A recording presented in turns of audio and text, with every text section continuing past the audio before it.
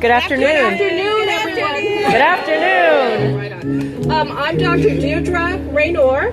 I'm a professor in the School of Interdisciplinary Arts and Sciences. I direct the Office of Undergraduate Education, and I'm here today in my capacity as the Interim Assistant Chancellor for Equity and Inclusion. So welcome to the University of Washington Tacoma's commemorative event honoring the legacy of Dr. Martin Luther King Jr. This important event is part of a national movement to honor Dr. King 50 years to the date of his death. When I started to think about the importance of this event today, I became somewhat overwhelmed by the personal legacy of Dr. King's work and what it means to a number of people, myself included. And I have to say I'm truly humbled and honored to be a beneficiary of the work of the legacy of Dr. King. You know, I was 4 years old when Dr. King died on April 4th, 1968. And growing up, I saw and was taught that the Black freedom struggle is real. So I never take for granted the role that Dr. King, those who came before him, and those who walked alongside him played in transforming our society as much as they could when it comes to the fight against racism, discrimination, and poverty. In fact, and now I'm feeling overwhelmed, I wouldn't be standing here in front of all of you today with all of my fancy titles and whatnot if it had not been for the work of Dr. King and all of these other people. So Dr. King set a high bar in terms of what is expected of change agents as we continue his work. You know, sometimes we memorialize figures like Dr. King and act as if once they become part of the historical record that the work is done. Well, I would urge all of you against, that inclination of thinking that the work is done just because you have somebody who looks like me standing before you talking about the various opportunities I have had as a result of the work of Dr. King and others. I also urge against such complacency because the struggle Dr. King was dealing with, as I've already said, is very real and it is still with us. I am hopeful, however, that we can continue to move the work of Dr. King forward when I think about the everyday people who are on the front lines today, calling for justice and calling out inequality wherever they find it, whether we're talking about those stepping up in the fight against the new Jim Crow, those in the Black Lives Matter movement, and or those involved in the struggle for the rights of immigrants and indigenous peoples. It is clear the struggle is real, even in small local spaces like our colleges and universities. It warms my heart to see young people today stepping up through their activism to draw attention to how inequality and violence affects their lives, and they are demanding change. Now, some of you in the audience may not agree with the methods used in the contemporary freedom struggle, and some may not even agree with the methodology that was used by Dr. King and his contemporaries. But I do think we all can agree that there is a problem. And then I ask, who are we to judge? Where would we be without those activists? What are we as individuals personally doing to affect positive and constructive change in the name of justice?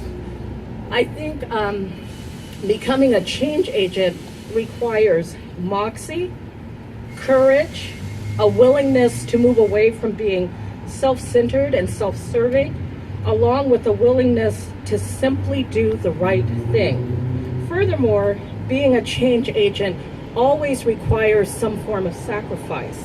Dr. King had all of these qualities, and he made the ultimate sacrifice, his life, so that I, along with many of you standing out here today, could live, thrive, and find some modicum of peace.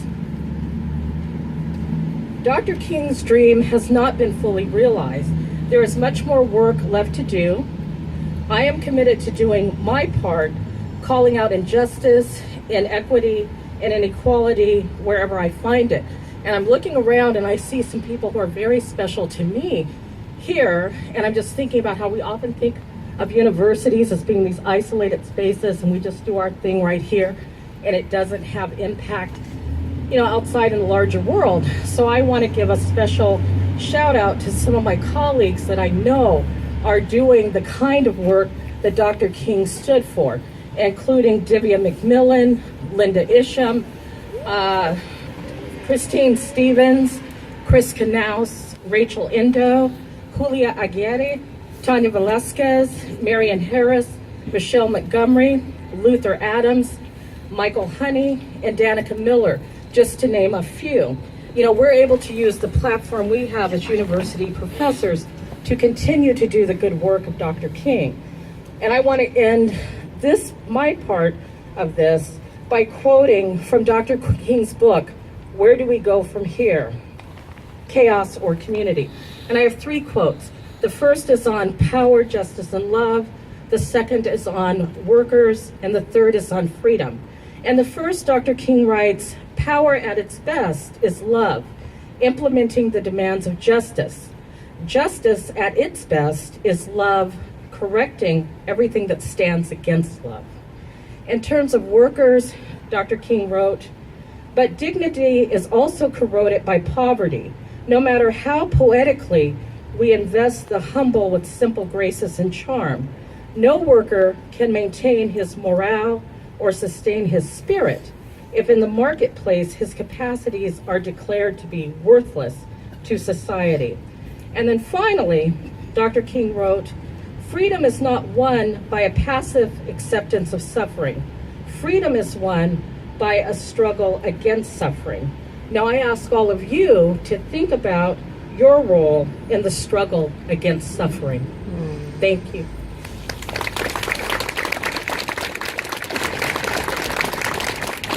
And now I'd like to introduce, I have a couple students here who are very special to me, and they're going to play a role a little later in ringing this bell, which is being rung around the country at different times. Here it will be rung at 4:05 to commemorate Dr. King, obviously, and it will ring 39 times because when he was killed, he was 39 years old. But first, I'd like to ask LaShawn Gamble to come up and please say a few words. LaShawn.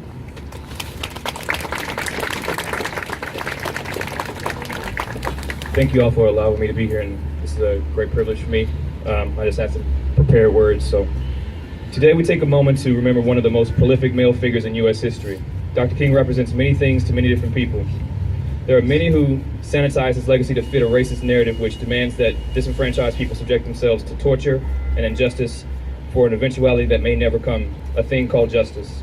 I ask, when in history have whites used predominantly nonviolent tactics to get the freedoms they deemed God-given? As people who protest, we are often critiqued with the words, Dr. King would have done things different, from predominantly white people who are often dismissive and ignorant of the facts. They ignore the reasons why Colin Kaepernick and others like him protest for racist narratives of convenience.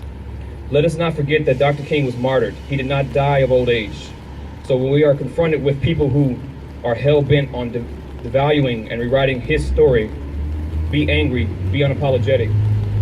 Disrupt their cognitive dissonance, which allows them to see black bodies savagely assassinated and disregarded in the continued war on blackness. Similar to how Dr. King was regarded by the white power structure in his day as a terrorist, we must also be undeterred by their falsehoods and narratives. We live in a time when it is acceptable to be apathetic to the cries of the disenfranchised, buffet lobbyists and their corporate agendas. Dr. King was not this man who we've been taught to celebrate. The version we are given is like most things in this country, blanched, filtered, and repurposed for the very government that was found guilty of killing him. So let us not allow these bureaucrats and politicians to use his death and life for a self-aggrandizing platform, but let us build upon his work with the understanding that anything worth dying for, worth fighting for, must be also worth living for. Thank you.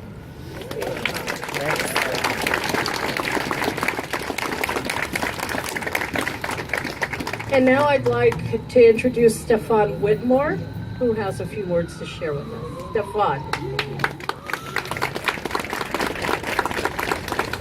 How's everybody doing today? Great. You guys good? All right. Let's pick up the energy a little bit, y'all. We out here celebrating a great man. Great man. So let's pick it up a little bit. Indeed. So I'd like to start off by saying, by giving my appreciation to this institution, inviting me, a member of this very own community, a son of this community, to share my words and opinions and perspectives on this great man. So I wanted to start off by saying that. Secondly, I want to send thoughts and prayers to Pastor Christopher, who is your scheduled speaker. He's not here with us due to some unfortunate circumstances and incidents, but we want to raise him up. And I have some pretty big shoes to fill, but I put on an extra pair of socks today, y'all. So I wanted to start off with this, y'all. I had a quote, and as they say, as Pastor Christopher would probably say, God works in mysterious ways. And I remember I was at an office, and I was just sitting in the lobby, minding my own business, and there was a Martin Luther King kind of poster on the wall, and these words really found me. I didn't find them, they found me. And these are Martin Luther King's words. America owes a debt of justice which it has only begun to pay. If it loses the will to finish or slackens in its determination, history will recall its crimes, and the country that would be great will lack the most indispensable element of greatness, and that's justice. And those are words from Dr. Martin Luther King himself. When I read those words, what resonates with me is a man that was convicted by his own personal thoughts, opinions, by his own personal convictions.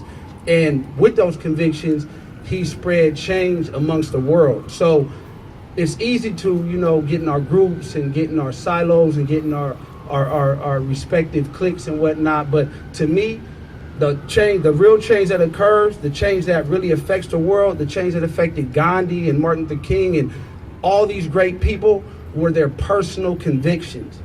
They had to make the choice every day in their conduct, in their behavior, in our relationships with each other to choose righteousness over unrighteousness. So, and that's what I stand for as a man. And I believe the way forward is that. Is it not in clicking up and saying it's your fault, it's our fault, but really looking within and looking in the mirror and saying, what can I do in my seemingly mundane and trivial existence? What can I do to affect real change? So that's what I'm committed to, and I'm hoping that's what everybody's committed to. That's under the sound of my voice, and let's do it, y'all. So thank you. Yeah.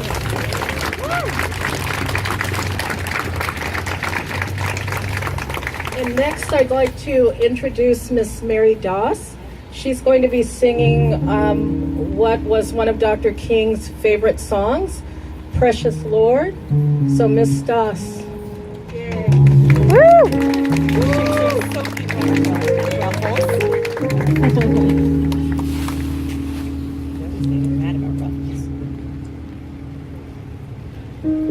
Good afternoon, everybody. Good afternoon. We came to celebrate. Yes.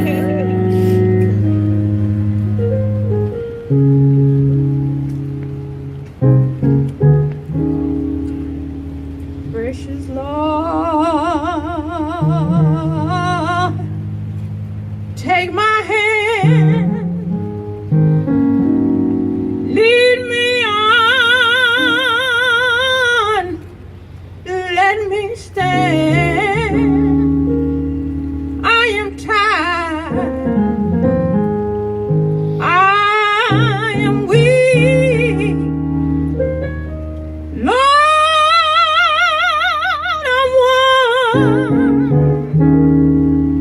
Through the storm, through the night, lead me on to the light. Just take my hand, precious Lord, and lead on home. When my way growing near, precious Lord, Lamb dear, and oh, when my life is almost gone,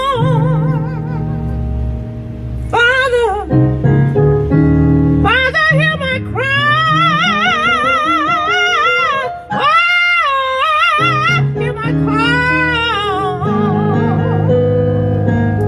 Hold my hand, lest I fall. Just take my hand. Come on with it. Precious Lord, and lead me on home. Well. When the darkness appears and the night draws near and the day has passed and gone at the river I stand. Guide my feet, Lord. Say it now. Hold my hand. Yes. Just take my Take hand. my hand. Precious Lord. Yes.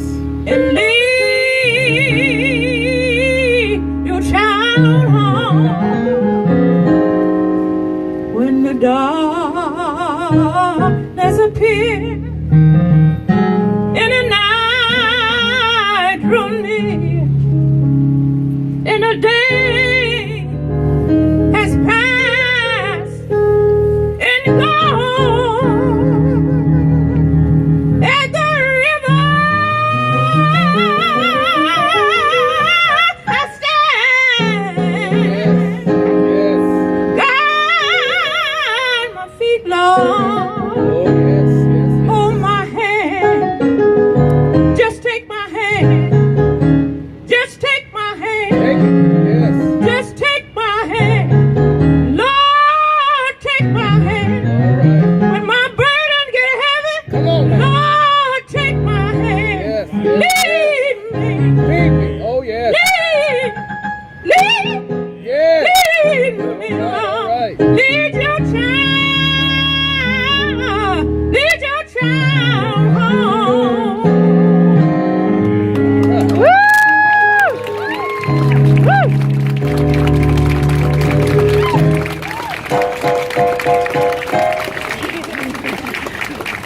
It's all right there.